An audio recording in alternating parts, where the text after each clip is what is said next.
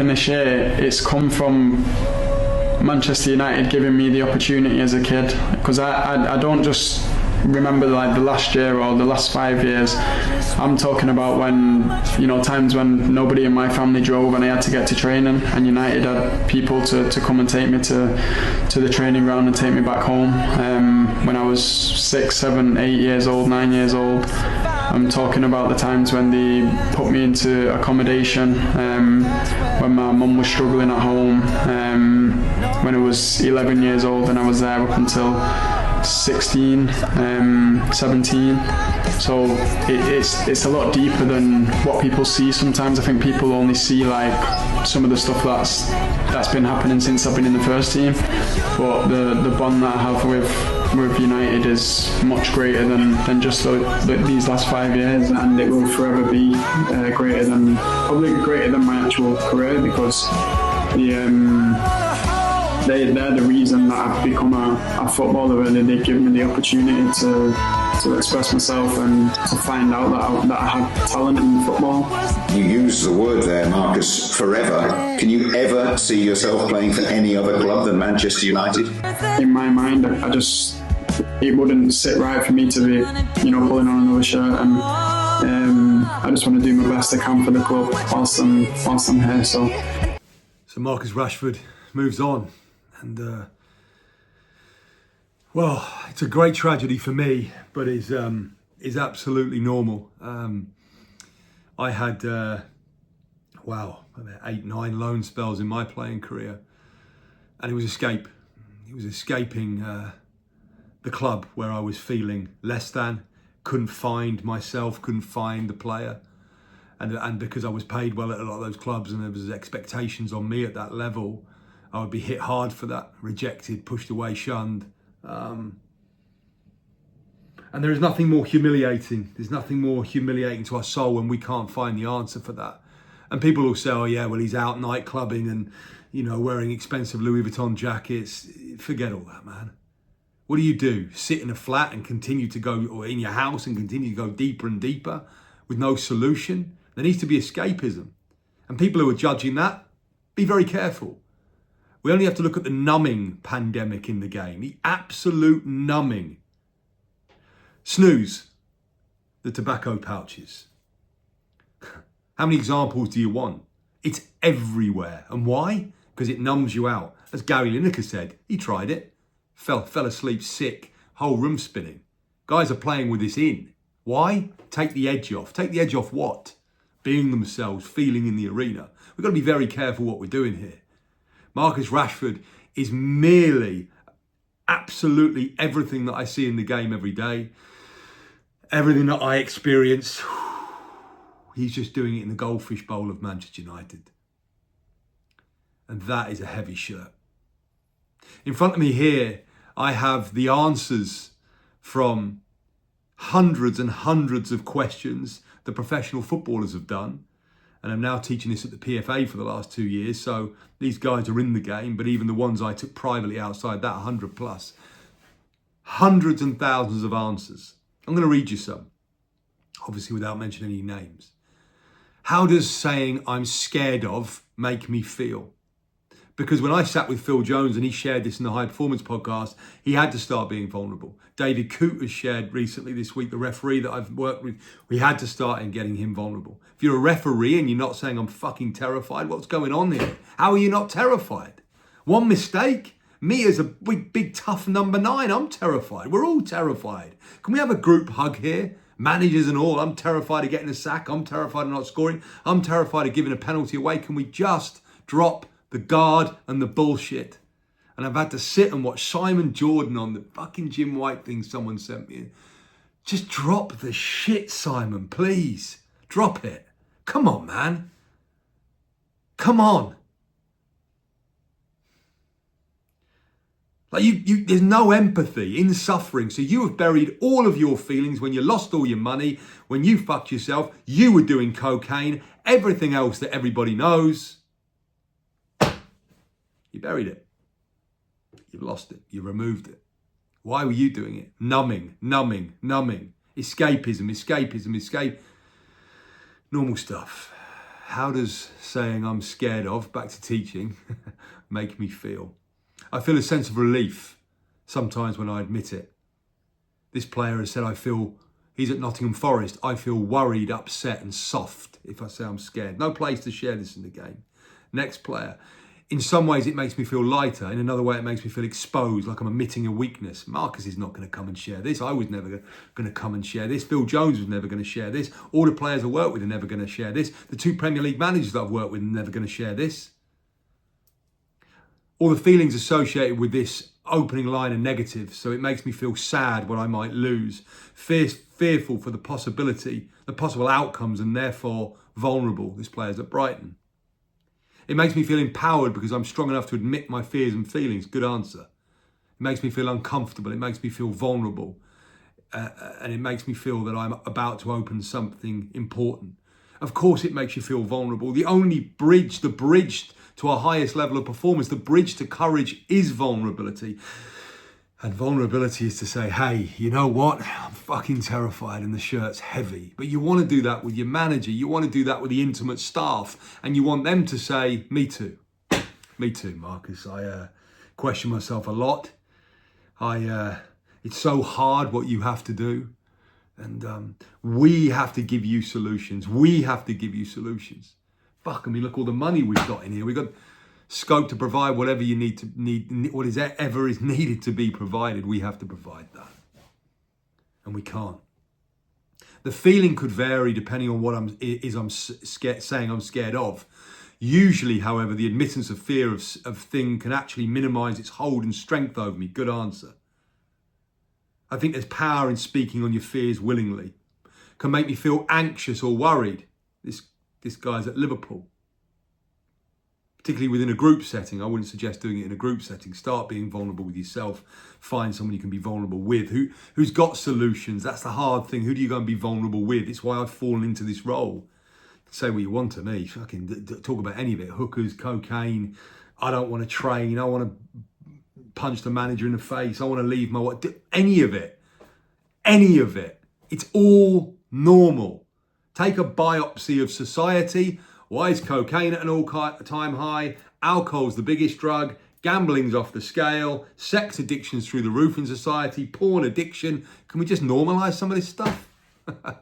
Numbing and escapism. So on it goes.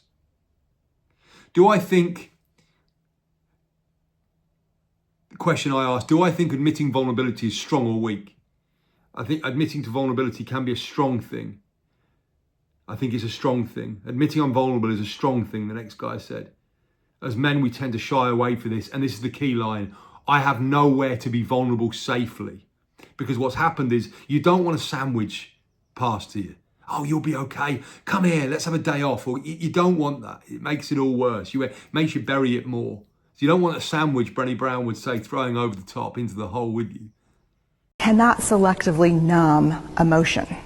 You can't say, here's the bad stuff. Here's vulnerability, here's grief, here's shame, here's fear, here's disappointment. I don't want to feel these. I'm going to have a couple of beers and a banana nut muffin. I don't want to feel these. And I know that's knowing laughter. I hack into your lives for a living. I know that's, God. You can't numb those hard feelings without numbing the other affects or emotions. You cannot selectively numb. So when we numb those, we numb joy. We numb gratitude. We numb happiness. And then we are miserable and we are looking for purpose and meaning. And then we feel vulnerable. So then we have a couple of beers and a banana nut muffin. And it becomes this dangerous cycle. I think it takes great strength. Next question, or one of the questions that I've created. Have I ever looked at myself as vulnerable? If so, when? I have and continue to look at myself as vulnerable. This regularly happens with football, such as am I in the starting 11 team during the week? Then the manager swaps me out for another player during training. This promotes a sense of, does the manager like me? Am I in poor form? Is the team in a better position without me?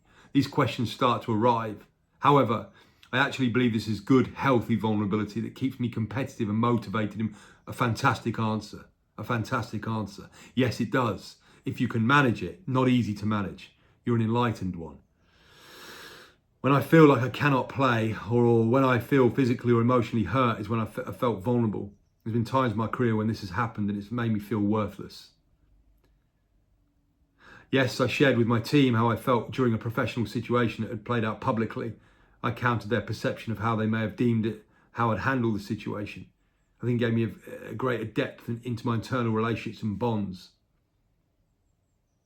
Powerful stuff. I have been vulnerable a lot of times, but one jumps out at me when I was on loan from the Premier League to a lower league club. I wasn't in a good place mentally and felt like everything was on top of me. I couldn't really think properly or feel like I could do anything right in life.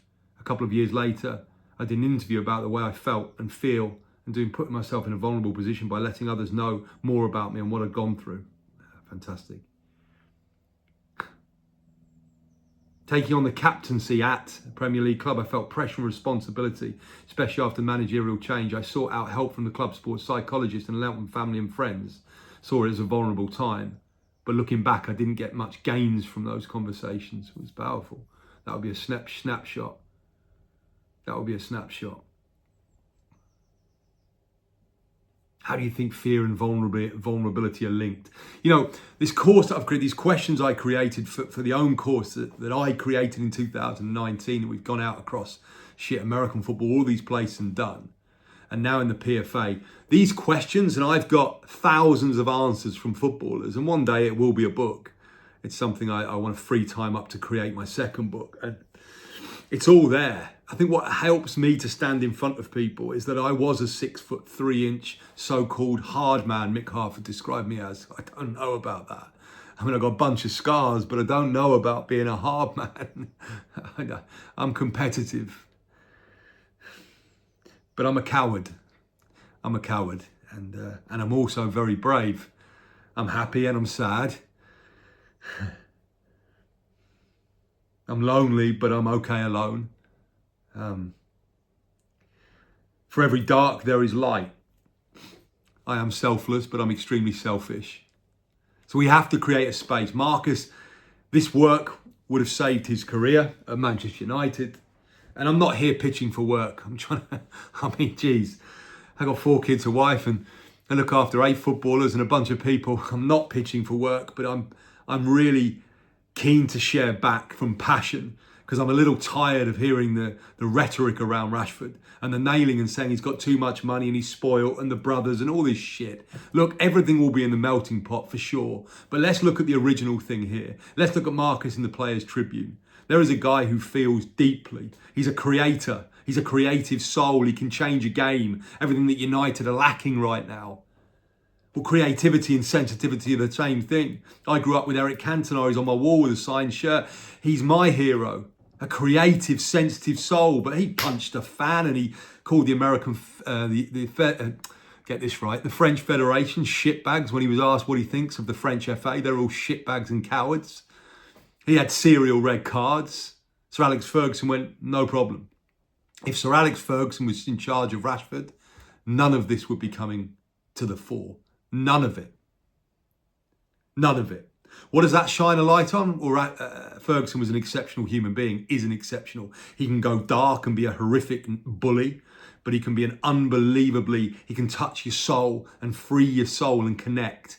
All great leaders can get it right, both sides of the line. Let's have that right. You have to have the capacity for evil and darkness and have the same capacity for great light. You can only go as light as you can dark. You can only be as exceptional as you can horrific. So the great ones sitting here. And it's not a slight on any of the coaches since. None of them were Fergie. People who say, oh, well, they had, Van Gaal and they had Mourinho. But Mourinho has battled that dark and light in him, struggled to find that line. I think Ferguson found it better than him, if I'm honest. More consistently than him. Not judging anyone. Tried to find it myself as a player, cost me everything. But this is Rashford, and this is the tragedy of it. And these questions, I could go more and more into it, and it's all in here. It's all in here. Can I see how much courage it takes to be vulnerable? Yes, it takes a tremendous amount of courage, this player said, from Southampton, this young player. To be honest and with ourselves and to those around us, yes, being yourself, exposing who you are on the pitch and your vulnerabilities takes huge courage as you risk people judging you, not liking you in football being dropped. It takes courage to ignore the manager, which I've done many times. I've played well. It takes courage to be authentic because you have to be vulnerable and drop the ego without any fear of what people might say. Yes, it requires enormous courage, self-acceptance.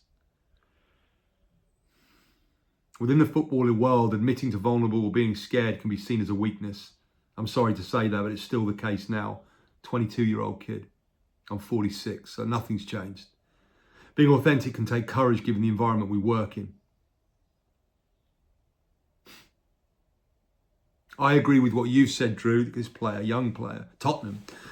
Yes, I agree with what you've said in this, Drewe, that staying authentic is the hardest thing. It's my biggest battle now as a young player. I know I'm not playing anywhere near the player I was only 2 years ago. And I'm learning in this course, it's because I'm struggling to remain who I am. The whole debate ended there. And on we go. Wish Marcus well. Wish he can get in touch with his soul and who he is. And have the ability to keep feeling. A body covered in scripture and crucifixes and all the scripture of the great book, the Bible and everything else. And his greatest year was when when Ronaldo left Manchester United. And his celebration was this, Rashford, this. Because he'd found the place inside himself.